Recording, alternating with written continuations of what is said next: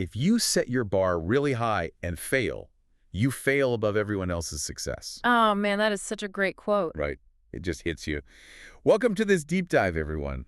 Today, we are taking a look at, well, the invisible stuff.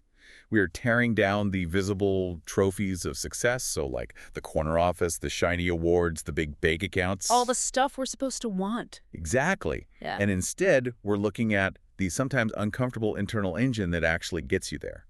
We've pulled together this really fascinating stack of sources from a collection simply titled Day 140. Which is an amazing collection, by the way. It really is. It mixes ancient philosophy with modern systems thinking, sports biographies, tactical life advice, and we're going to use it to map the true architecture of what success and freedom actually look like for you. Yeah, and that quote from Kevin Rose that you opened with, it's just the perfect skeleton key for this entire conversation. It really sets the tone. It does, because, I mean, we spend so much of our time obsessing over life hacks and productivity systems or, these complex goal-setting frameworks. Oh, totally. The endless optimization loop. Right. But this deep dive isn't about that surface level. It is about the absolute origin of all action. Rose is highlighting this fundamental truth, which is that the outer reach of your life, and that includes the altitude of your failures, is entirely determined by your inner state. I love that phrase, the origin of all action. Because if everything really does start on the inside, we have to figure out what exactly is doing the starting right. Yes, what is the actual mechanism? Exactly. And Tony Dungy offers a brilliant analogy here in the notes. He calls the human heart the quarterback of the soul. And that isn't just some throwaway sports cliche either. No, not at all. Okay, let's unpack this. Because a quarterback doesn't just take the snap and blindly run into the end zone on every single play. Right, that would be a It disaster. would be terrible football. They have a whole complex process before the ball is even snapped. They step up to the line of scrimmage, they read the defense, they process like the weather conditions, the time on the clock. The momentum of the whole game. Exactly. So if we translate that to everyday life, reading the defense is you waking up and seeing a passive-aggressive email from your boss, or maybe dealing with a sudden financial hit or a conflict with your partner. Yeah, and in that split second, your internal quarterback has a choice to make. Do you force a bad pass out of anger? Or panic and take a sack. Right. Do you just freeze? Or do you call an audible, take a breath, and respond strategically? Because the heart isn't the final destination. It is the starting point of every play you make in life. It filters your reality. Completely. It filters reality and it dictates your response to it. And this mechanism, this idea of the heart as the ultimate filter, it goes way back. We see this in the ancient texts in the notes, like the book of Matthew, where Jesus absolutely goes after the religious leaders of his day. Oh, he pulls no punches there. None at all. He points out this massive hypocritical gap. He basically tells them, you are saying all the right things with your mouths, but your hearts are entirely somewhere else. It is a devastating critique. And it's entirely about alignment. What he's identifying is the danger of a corrupted internal treasury. Corrupted treasury, yeah. Because there's this weird modern idea that purity of heart means being naive or, like a child who doesn't know how the real world works. Just overly innocent. Exactly. But in this philosophical context, purity of heart is actually about strict, ruthless alignment. It means the things you claim to value are perfectly matched by the things you actually carry inside. So it's really the difference between performing your values Yeah. and actually possessing your values. Precisely. Because whatever you produce in your life, your speech, your actions, the way you treat a waiter, the way you handle a massive crisis, it all spills out from what is stored in the treasury of your heart. Right. You can polish the exterior all you want, but a corrupted treasury will eventually produce corruption.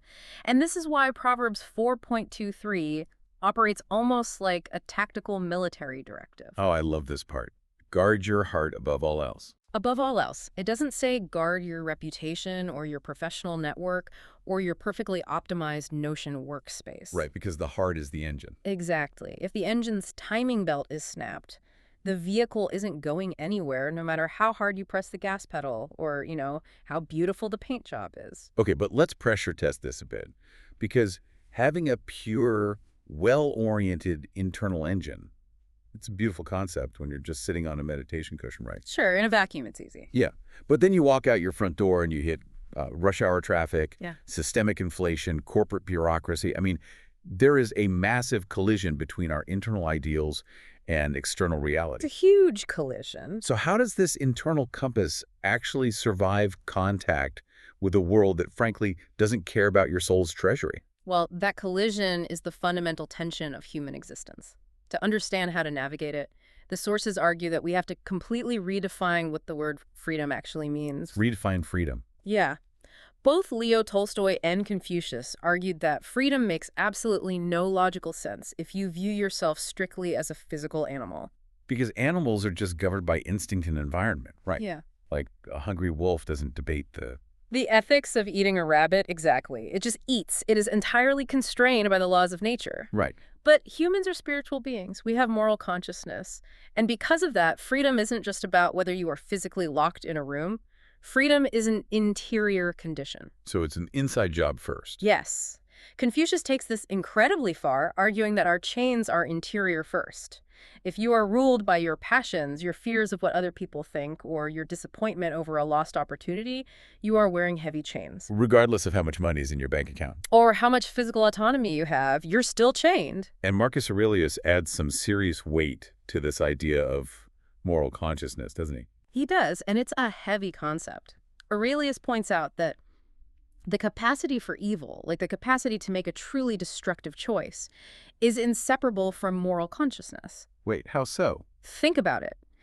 You cannot suffer the psychological weight, the guilt of a wrong choice, if you weren't genuinely free to make that choice in the first place. Oh, wow. So the guilt itself is the proof. The burden of guilt is the proof of your freedom. So freedom and moral seriousness, they're a package deal.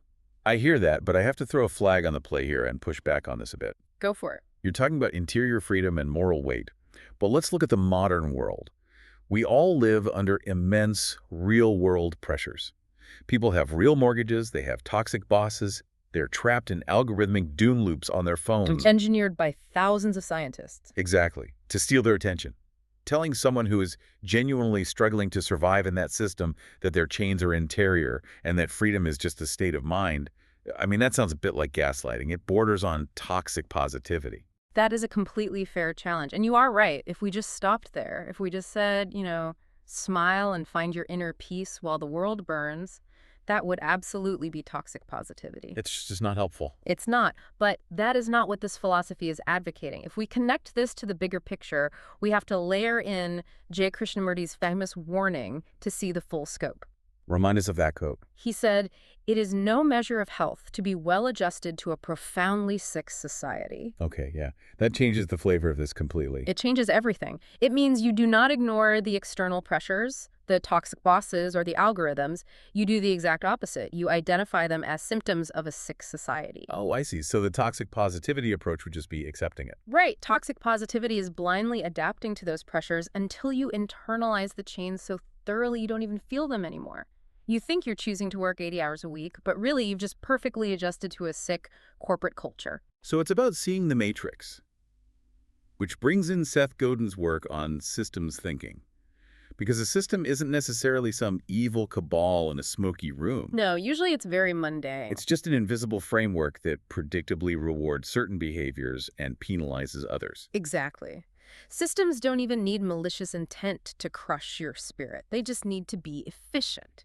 True freedom isn't pretending these systems don't exist. It's not repeating a mantra. No.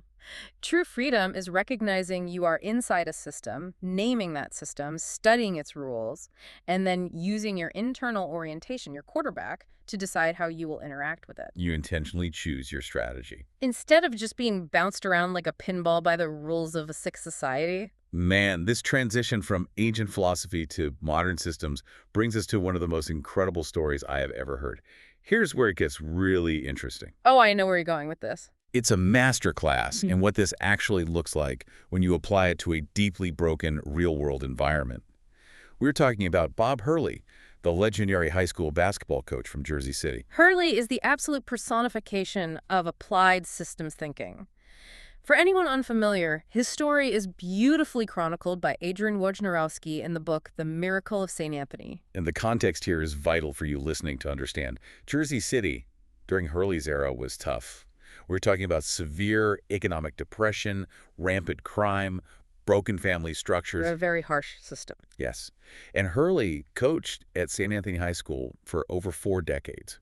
Over those years, he was offered massive college coaching jobs, much bigger salaries, national television platforms, and he turned them all down. He stayed right there. He chose to stay exactly where the system was most broken. But the detail that unlocks how he built his program is what he did for a day job. He wasn't just a basketball coach. No, he was a probation officer in that exact same city for 30 years.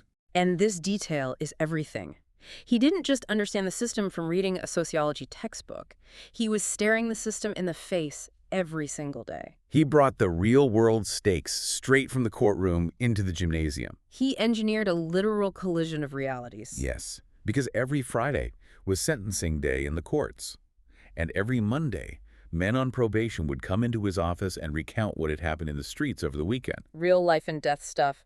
And Hurley would literally take those raw, immediate stories and carry them into afternoon basketball practice.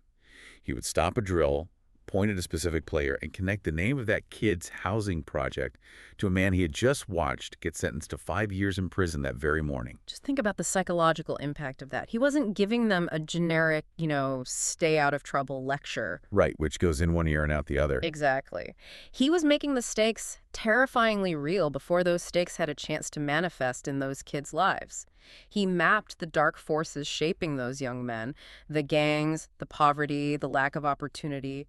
And he built a counter system. A powerful, undeniable counter system right there on the hardwood. There's a quote from Wim Hof in the notes that says, "Nature is a harsh but righteous teacher."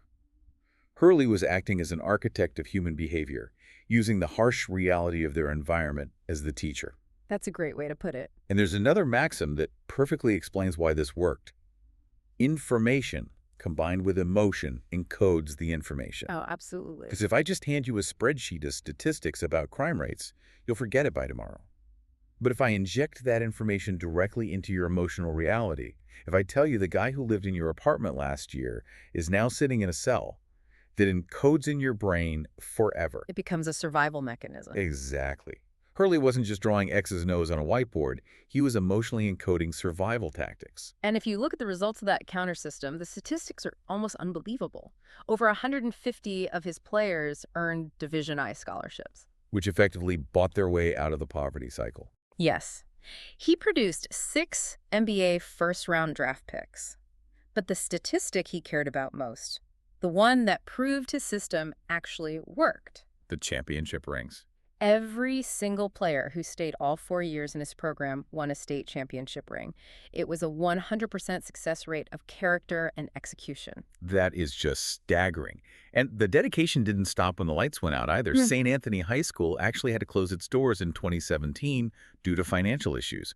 Hurley was 78 years old at the time. He had every excuse to just finally retire. Write a memoir, go play golf, whatever. But instead, he went back into a gym, set up folding chairs himself, and started running free basketball clinics for the community. But he added a crucial condition to those free clinics. He forced the parents to attend and sit in those folding chairs if their kids were going to play. That's the probation officer instinct kicking in again, isn't it? Completely. Because he knew you cannot just treat the individual node. You have to treat the network. You have to engage the entire family system if you want the lessons to stick once the kid leaves the gym. He understood the big picture. He did. Hurley's confidence was completely silent, and his heart was oriented toward a harvest that a higher college salary could never buy. He was applying his deep internal alignment to change a sick system from the inside out. Which actually brings up a really profound psychological contradiction. Because Hurley turning down power, status, and money actually made him a much more powerful figure. It did. He became a legend specifically because he refused to climb the traditional ladder of success. This maps perfectly onto Robert Greene's historical analysis of power from the notes. Greene looks at these historical heavyweights figures like Boris Godunov in Russia or George Washington in America. Men who visibly and repeatedly refused ultimate power. Yes, and Greene points out a dark truth about human nature. He says envy is the only disorder of the soul that no one ever confesses to. It's so true. People will admit to being greedy. Or angry or lustful, sure. But no one ever admits to being envious. It's the ugliest emotion. Exactly. And visible ambition, like that desperate grasping for the corner office or the spotlight, it acts like a magnet for that envy. When you are visibly ambitious, you invite opposition and sabotage. People want to tear you down. But by refusing power, by stepping away from the spotlight, like George Washington surrendering his military commission, you completely disarm that envy. People trust the person who doesn't want the crown. By refusing power, you paradoxically become the most powerful person in the room. But there is a massive trapdoor here, isn't there? Because you can't just pretend to not want the promotion as some sort of Machiavellian psychological trick. Oh no, that is the vital caveat. It must be strictly authentic. You cannot perform non-ambition. People see right through it. They do. People have an incredible radar for fake humility. It actually breeds more resentment than naked ambition does. The person who genuinely does not grasp for status is the one people trust to wield power wisely. And Hurley is the ultimate modern example of this. His lack of ambition for a national college platform wasn't a trick to get a book deal. It was just an accurate description of his inner treasury. It really reminds me of that anonymous quote, "Confidence is silent. Insecurity is loud." If you are screaming about your achievements on LinkedIn every 5 minutes, you're projecting insecurity. Yes, the loud grasping is proof that your internal engine is actually running on fumes. You're relying on external validation just to keep turning over. But this raises a really practical question. Because if confidence is silent and we aren't supposed to chase status and we shouldn't care about the visible trophies, what actually gets us out of bed in the morning? It's the big question. Right. If we aren't chasing the shiny things, how do we keep pushing through the grind? What is the actual fuel here? What's fascinating here is how the sources weave together George Bernard Shaw, Wayne Gretzky, and Og Mandino to provide a really beautiful answer to that. George Bernard Shaw said that as long as he had a want, he had a reason for living. A want. Yeah, he believed that total satisfaction was equivalent to death. So the drive doesn't come from the external reward. It comes from the internal desire to pursue something meaningful. Precisely. It is a philosophy of perpetual orientation. It's the quarterback of the soul constantly looking downfield. Wayne Gretzky famously said, "You miss 100% of the shots you don't take." Right, we hear that all the time. We do, but think about the actual mechanics of taking a shot.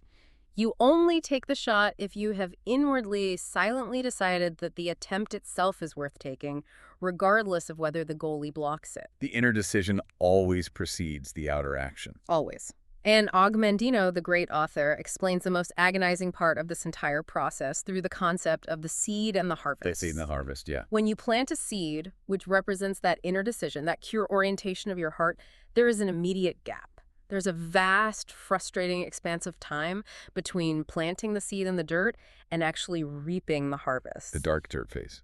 The dark dirt phase. And during that invisible waiting period, you are working, you are sweating, you are doing all the right things, but nobody is clapping. There are no trophies down there in the dirt. Nothing visible is happening above the soil. During that phase, your inner life, your internal alignment is the only thing keeping you from just walking away from the field. That is the exact moment when the bar is set high and you realize that the work itself is the reward. So what does this all mean? When we pull all of these threads together, the thematic map from day 140 becomes incredibly clear.